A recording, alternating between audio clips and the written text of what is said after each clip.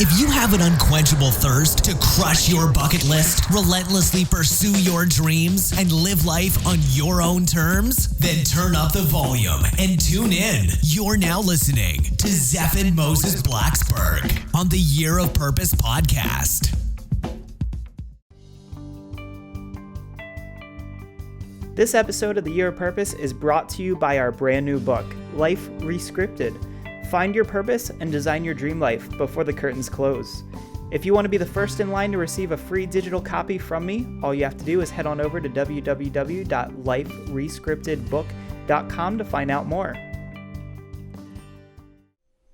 Hey everyone, this is Zeph and Moses Blacksburg from the Year of Purpose podcast, and today I'm joined by Jody Temple White, and Jody is an author, speaker, and business owner, a living example of what she companions Jody, her son Riley, daughter Allison, what she champions. Jody, her son Riley, daughter Allison, and husband John got rid of their stuff, grabbed their backpacks, and volunteered around the world for almost a year. You might have heard Riley's episode on the Year of Purpose podcast as well. Jody seeded the low-budget, high-adventure dream 15 years ago and grew it into an uncharted odyssey that spans 6 continents and over 24 countries, leaping into service projects, learning about various cultures, and a new way of living. Jody is co-founder of The Courage Vibe, a family adventure company that creates opportunities for us to live brave, give big, and have fun. The family presents to audiences together and individually. Together, they are doing their part to reduce the chronic boredom, stifling conformity, and shrinking optimism in today's world. Jody, how are you doing today? I'm doing great. It's great to be here. Thank you. Yeah, thanks so much for being here. I think this rain is throwing off my reading a little bit, so I'm getting a little silly today because the weather's going goofy. But thanks for being here. And, it was so great to talk to Riley just a few days ago and to kind of hear his story and how his adventure has unfolded since you guys did this trip. And I'd love to hear a little bit from you just as to, before this trip started, what motivated you to take such a big leap? I know that when oftentimes we take some radical change in our life, people can be judgmental. They can wonder, if we've gone off our rockers. How did this kind of come about for you, and how was it received by other people when you made this decision? Oh, wow. Great question. So, there was no catalyst like that that caused us to jump and leap into this. What we've said is we were in a perfectly good rut with our life. Things were going well. The kids were in school. They were activities. It wasn't anything, catastrophic that happened that said, oh my gosh, we've got to get out of here and run away. It was this kind of feeling way back when I first heard about another woman who did this, and there's been lots of families who've done it, but I happened to meet one woman, and when I heard her trip, it was like this seed was planted, and I didn't know how we were going to do it, but I knew that we would go on this trip. And fortunately, John and Riley and Allison all joined in that dream and that vision. And so we saw an opportunity. The window was open. The timing was perfect. So we said, okay, it's time to do this now. It's time to move from the what if to why not now and take action. And that's what we did. So it wasn't anything huge. It was just that need to say, we're meant to do this. And so we did it. What did our friends and family say? They called us crazy. They questioned us. They shared all of their fears with us about what could happen and what might happen, and have we thought through this? And I guess, you get to a point when you go to take a leap like this that you have to trust in your own knowing. And what we soon realized is that their questions and their fears were their fears and not ours. And we needed to be clear that we had thought through what we needed to do and how to be safe and how we were going to do the trip. I think our friends they wondered and they were nervous for us. Understandably, our family was, but in the end, they supported us and, encouraged us on it. And, fortunately, it was a fabulous experience. And now I see my friends and family doing not year-long trips, but definitely opening up to try new things, and try new ways of travel. And and they ask us for opinions like, how do we do this? How did you do it? And so, that tells me that, it was their own fears and we moved through it for ourselves. Does that make sense? Yeah, and so I'm curious, how have they changed, in their interactions with you after, seeing you guys come back, hearing about the trip, seeing how it's changed your kids in such an amazing way, and, how has their reaction changed from all of that? Um, they've definitely, I'm just thinking about some of their reactions. Nothing is unexpected anymore. If we say we're going to do something, they just smile and say, okay, if anybody can do it, you guys can. So I guess we don't surprise them too much anymore because they pretty much kind of expect us to be not quite following the normal path. And so what that does for them is, because anytime somebody else kind of paves a new path, it frees up the people who are watching to also follow a path or follow their own path. And so that's what we've been seeing, is that it kind of frees up everybody to be able to step off the normal path of maybe that's not working for them and go down their own path. And so that's kind of, I think, what I've seen them do. I've seen our friends and family be a little more courageous, be a little more, and be a little more trusting of where they're headed. And it's not just because of us, but I think anytime you see somebody doing something different, it shifts your own perspective about what's possible for you. And so I've seen that in my friends and family. Absolutely. I mean, I think that's been a big part of all the things that I've been able to accomplish in the last couple of years has been, really looking at other people that have done it and saying, wow, there's nothing necessarily special about this one person, but they're showing that it's possible, right? They're now showing that really anybody could do this if they want to. And so I've kind of always had the mentality now of, if it's something that you really want, you'll find a way to make it happen. And so for me, that was a huge shift in seeing other people make things possible.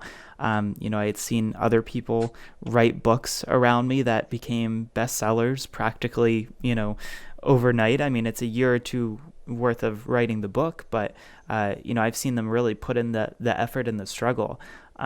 Which is why I'm super excited to be launching my book. It's been a long struggle, and watching other people make it possible. I think the more people that can show you what's possible, the better off the world's going to be, and the more risk takers we're definitely going to have. Wouldn't you agree? Absolutely. Absolutely. And writing a book is a huge monumental task. And, and so congratulations on that, because that is a big job to do that. But definitely, I mean, when you see other people do stuff, it seeds your own like, that's interesting. How would that look for me to do that? And we have that question a lot from people who, when they hear that we've done the trip, they go, gosh, I could never do that. I could never get rid of all my stuff and live out of a backpack and never know where I'm going to stay the next night. And my response to that is, well, you don't have to do it that way. But, do it your own way. And we're not trying to call everybody to go to a 1-year travel around the world, but maybe for you, it's a couple weeks, or maybe for you, it's exploring someplace different than what you normally do. Maybe it's going to a different location or trying a different activity. But yeah, it's just like, find what works for you. And, but every time you do that, like doors open up, right? Yeah. Like every time after writing this book, new doors are opening up for you because you took that leap and you did the work to do it. And you followed the mentors probably before you of people who've helped you. And now doors are going to open up in ways that you never expected. And that's what happens anytime we take a leap or anytime we do something kind of outside of our comfort zone or norm. And while it's scary and maybe hard, it's pretty amazing what happens that you never even thought possible. Yeah, I mean, I've gotten to this point, and maybe you've noticed this too, where a bit of the law of attraction, has taken place, where it's not just like I go to sleep and I say, oh man, it would be really great to have a check in my mailbox for $1,000 tomorrow. But it's gotten to a point where I say, I haven't booked any work for the next month, and it's not because I've been lazy. I haven't had any referrals come in. It's been kind of slow. It would be really nice if the world could help me out a little bit because, I'm stressed, I'm frustrated. And I mean, I've had times where I feel that way. And as long as I just kind of say, I'm hoping the world will take care of me. Literally, I've had like the next day stuff happens. I hired a coach recently, and he's been amazing. I've been working with him for about a month or two now. And I had to pay him, a few $1,000s. I think it was like $3,600. And I'm thinking that night, I know that it's worth it to work with him. But my thinking is I have no clue where this $3,000 is going to come from. I'm not broke, but I don't exactly just go out spending $3,000 every day. Right. And the next day, I landed a $3,000 video contract that came in through, a referral. And so I think that it's really amazing when you open yourself up to the possibilities of, what could happen when you put yourself out there and maybe throw caution to the wind a little bit. And it's been an amazing adventure, and I'm sure you've kind of run into this quite a bit too. But I didn't want to get too far into this because just in case people missed Riley's episode, which you guys all need to go back and listen to if you did, I was hoping, Jody, you could just share with us a little bit about kind of what this adventure was, how long it was, where you went, and a little bit of how you did it. Absolutely.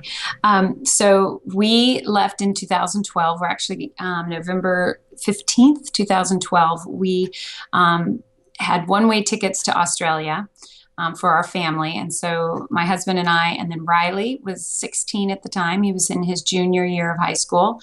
And Allison was 11. So she was in fifth grade. And we bought one-way tickets to Australia, had 2 nights lodging booked, and the rest of the trip was wide open. So our idea was that we wanted to visit the world, as many places as we could in a timely fashion. But we were going to let the adventure unfold as we went. We had some ideas of where we wanted to go. We each picked 4 countries that we wanted to visit.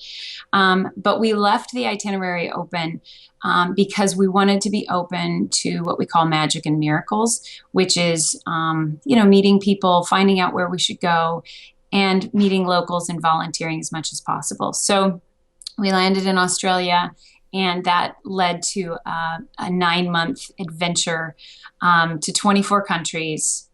We hit 6 continents. We did over 26 service projects in many of the places we went to. And basically, it was a low budget, high adventure trip. We stayed in hostels. We did homestays. We did Airbnb. And the whole goal was to learn about the cultures, to learn about ourselves, and to learn about the world, and then give back in any way we can. So some of our volunteer stuff included working with animal shelters. We did beach cleanups. We did after-school programs. We helped at orphanages and disability and homes that have disabled adults and kids. So it was kind of a mix of a whole bunch of things. And it was basically, we would go someplace and we would ask, where can we help? What can we do? And we were always directed to a local organization or family or somebody that needed help, and we were just willing to help in whatever way we can. And what that did is it opened up the door again to meeting really amazing people and courageous people who are such an amazing example of seeing a need and stepping in and creating a solution, much like what you've done with your gym. I mean, you saw a need and you stepped up and you said, let's find a solution. And we met people like that around the world, and they were so inspiring. And so, for me, sometimes I can make the excuses of, well, I'm not qualified. Well, I've never done that before. I don't have my letters behind my name to be able to do it. But these folks said, it doesn't matter. We're going to do it because this needs to be done. And that was inspiring to me and to the family. So, so we had this fabulous adventure and learned how to get along as a family in a way that we probably wouldn't have been able to do here at our own home, going through the motions every day, because we were forced to be in situations that caused us to communicate, in ways that we've never had to communicate before, understand what was going on in the world and have those conversations about what does that mean? How do we want to be? All of those things. So as a family, it was an amazing experience. And to watch the kids learn by experience was also a fun thing to watch. Yeah, definitely. And you guys are, at the time of recording this, we are about almost exactly 3 years from the day that you guys left on this trip?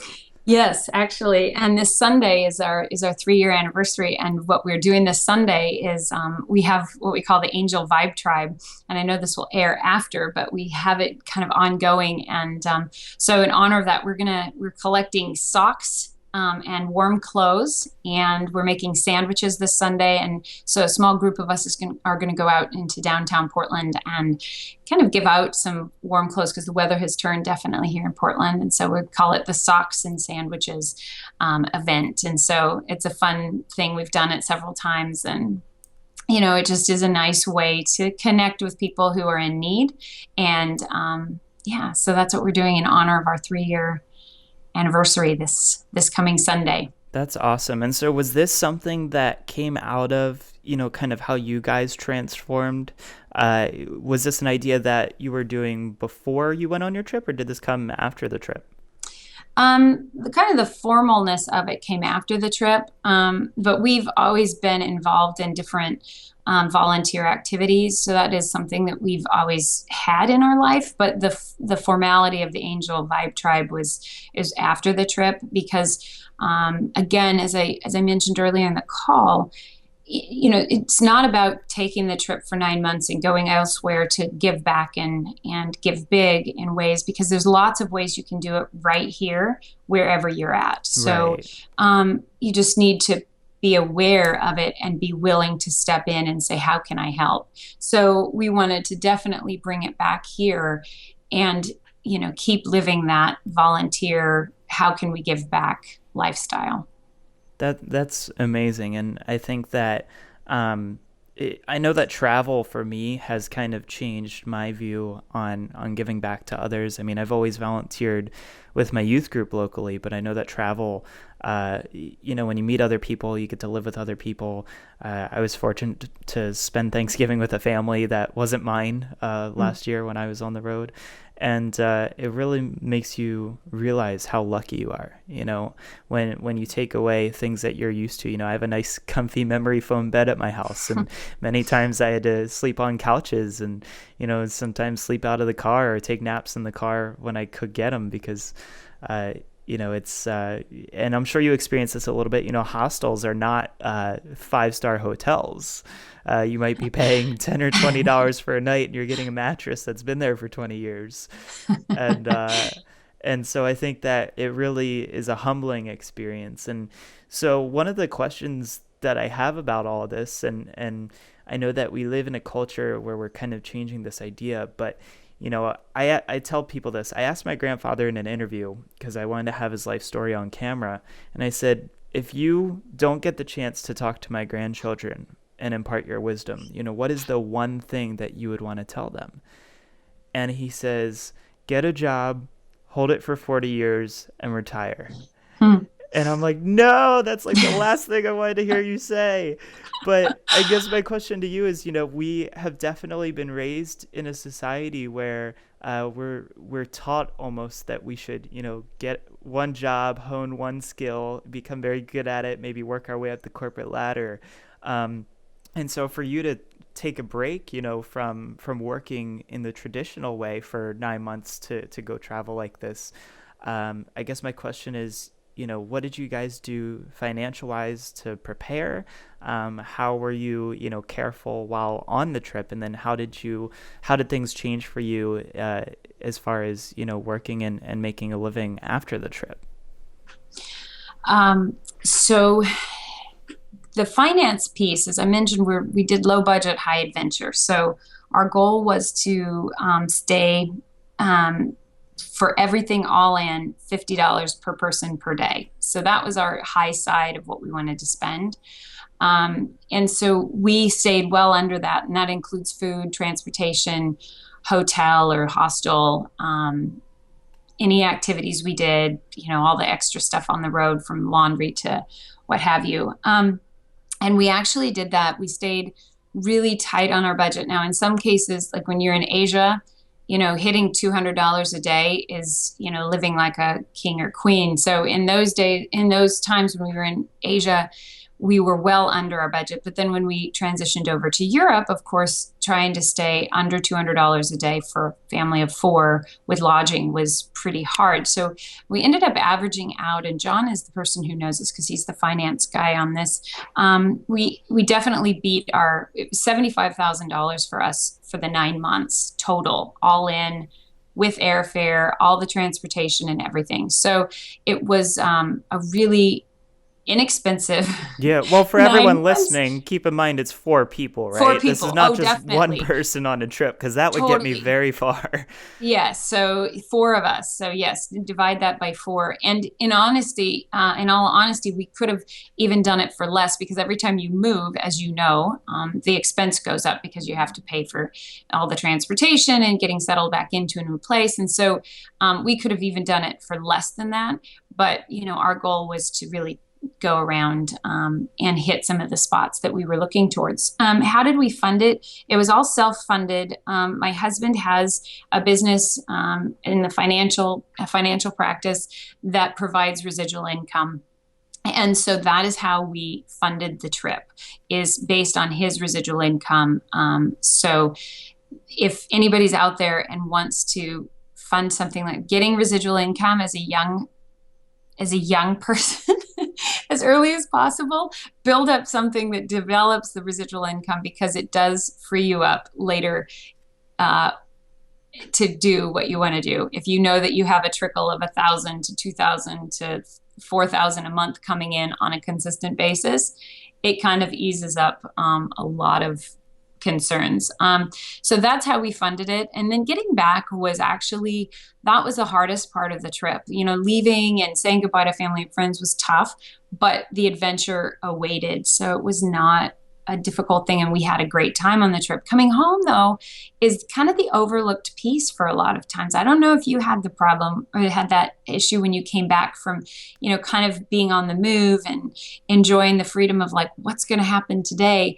But when we got home, we kind of all went into a bit of I want to say a cave a little bit, because we were kind of shell-shocked in a way, because we weren't moving as much. I mean, we, landed back, we rented a small condo, and, we just kind of like hunkered down, like, okay, what just happened?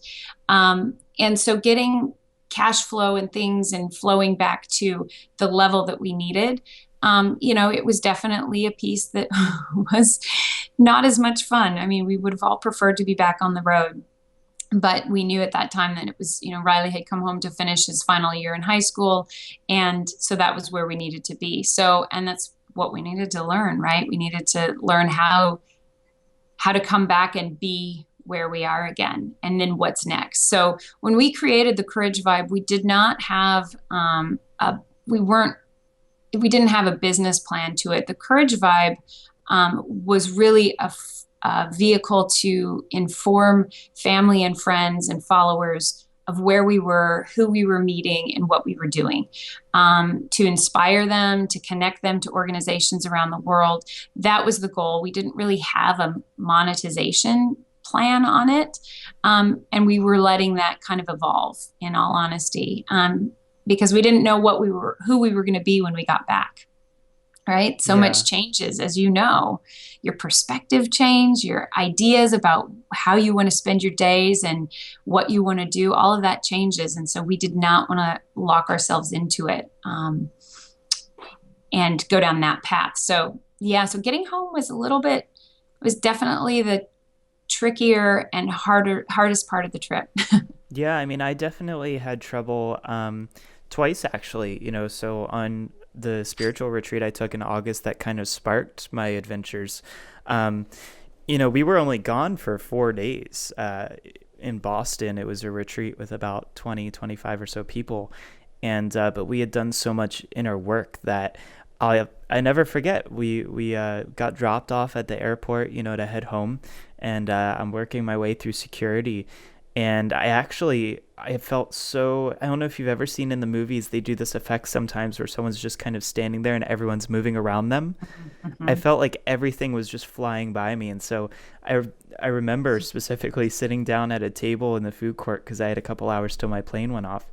And I just had to put my head down because I didn't know how to be around people anymore. At least just for a little bit, I didn't know how to be in this world that wasn't, surrounded by the friends that I had created over the last 4 days. Mm-hmm. And then a similar thing happened again for me, actually, when so the last leg of my big trip in November and December of last year, I remember we're driving home, and it's me and my cousin. We're on this 3,000-mile road trip. We're passing through Washington, D.C. It's about 40 minutes outside of our house. And we're driving through D.C. and he says, "Ooh, there's a spy museum. We should go." And I'm like, "No, vacation over." And he's like, No, I'll buy tickets on my phone right here. It's fine. We'll go." And I'm like, "No, we're going home." And we walk in the house and I just put everything down. And I sat on my bed and looked around my room, and my room just didn't, it didn't look like my room anymore because we had just stayed in so many homes of strangers for the past, 3,000 miles of this trip. Mm-hmm. And it felt so odd to me. I mean, obviously you get used to it and you work your way back into it. So for everyone listening, this is not like a permanent lasting effect, but it definitely makes you look at things differently. It's definitely something to consider if you are doing any kind. I mean, like you said, on a 4-day, you had it happen with 4 days, and obviously with your 2-month, it's just something that I think gets overlooked sometimes with people. We kind of come back and we race in thinking everything's gonna be the same, and I think allowing space for that transition is a really important piece, because so much planning goes on in the front end and while you're in it, but then the back end kind of gets overlooked. And that is something that definitely I've talked to a lot of people about, is making sure that transition home, regardless of how long you've been gone, is you give yourself space, because if not, you could end up, like you said, sitting kind of going, "Oh my gosh." Yeah. And not that won't happen even if you are aware of it, but at least that it's not going to be a permanent thing. It's just, this is me transitioning to a new way of living. Yeah, new awarenesses. Mm-hmm. Well, let's round things off here, because this has been an awesome discussion, but I'd love to share with everyone, what is the Courage Vibe, and maybe just jump into that real quick. Awesome. So the Courage Vibe, as I mentioned, was created originally as just a website to let people know where we were and what we're doing. Since we've been home, though, we've been asked repeatedly to share our story and talk about travel, especially travel with teenagers or preteens, and kind of how we did it, how we managed to do it and come home still friends. And, we hear that a lot of I could never travel with my family and stay in a bunk room and, we'd kill each other. So we've been asked a lot on how we did it. And so eventually, what we've done is we've developed a family adventure company that we do provide opportunities for families to live brave, give big, and have fun. And so we have some courses on the site about taming travel tension. So whether you're going to travel for a week or whether you're going to travel for a year or longer, there's some things that you can do to kind of help that tension of the pre-trip and on the trip and then coming home, as I mentioned. So we're going to be launching those courses after the first of the year once the holidays have kind of settled down. And then we're really excited actually about another thing that we've created called Courage Journeys. And those are going to be experiential journeys for the family. Right now we have 5 spots available to go with us, with our whole family, to the Dominican Republic in the spring of 2016, in an affordable trip that will push families in ways, kind of push them out of their comfort zone in a way. Think of Amazing Race type of activities. If you're ever like watching that and going, oh, wow, we're going to have some of those kind of things, but provide them opportunities in the Dominican Republic to live brave, give big, and have fun.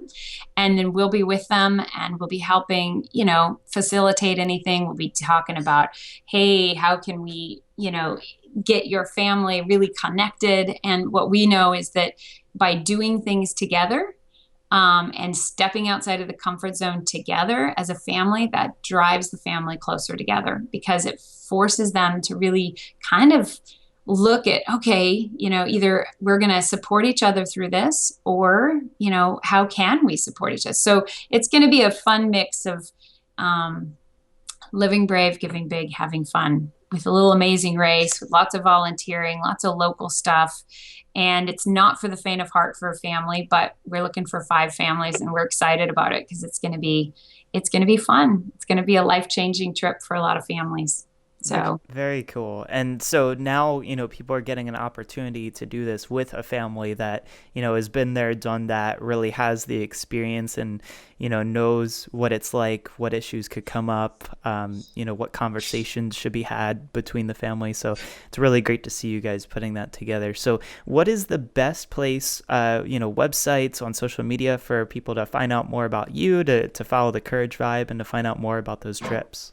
Awesome. The website is thecouragevibe.com. So that's the best place to go. And you can find out about the trips, the classes. You can get on the list to be notified of like when those launch and all of that. So that's the best place to go and kind of for an overall picture of what we've done, see pictures of, hear more about our story and all of that. And then Facebook is kind of our primary place to post kind of upcoming events, like, for example, the snack bags this weekend. Obviously, this will air way after that, but to be notified of things that are coming up and events that are happening with us. So Facebook at The Courage Vibe is great. You can always email me. If you have questions, if you're getting ready to go on a trip with your family, or you're just even trying to figure out, like, how do I plan a trip where my kids will want to go with us? You can always email me at Jody at The Courage Vibe. And I love talking with people and I love sharing ideas and hearing, kind of what they're struggling with. And if there's some way I can help or connect them with a group in the place they're going, I love doing that as well. We have contacts pretty much in a lot of locations. And if we don't have them, I know people who do. So we love connecting. Perfect. Well, Jody, thank you so much for sharing your story. And, Riley had an awesome story. So huge reminder to everyone listening in, if you didn't get Riley's story, he's also on the podcast as well. So to check that one out. And, thank you for sharing this whole experience, and would love to stay in touch with you guys. I know I'm looking into doing a lot of international travel coming up here soon. So it'll be great to catch up with you guys and maybe get some travel advice. Totally. Please call. I would love to stay in touch, and I'd love to hear, what you're doing and how all the stuff you're working on is going, because you've got some great stuff in the works. And again, congrats on your book. Huge accomplishment. Yeah, thanks so much. Well, Jody, we will talk to you very, very soon. I'm going to connect with you now online, and thanks for being here. Perfect. Thank you. Have a great day. This episode of The Year of Purpose is brought to you by our brand new book, Life Rescripted. Find your purpose and design your dream life before the curtains close. If you want to be the first in line to receive a free digital copy from me, all you have to do is head on over to www.liferescriptedbook.com to find out more. I've discovered what I think is the world's most effective process to design your path in life. It'd be a shame if I didn't share it. In Life Rescripted, you will discover the #1 strategy for determining your life purpose and how you can start a new path today, the 5X life hack rule for accomplishing your dreams and designing your life on your own terms 5 times faster, the ultimate solution for fear and how you can leverage it right now to make this year your best year yet, and so much more. Reserve your spot in line to get a free copy at www.liferescriptedbook.com, and I will see you in the next episode.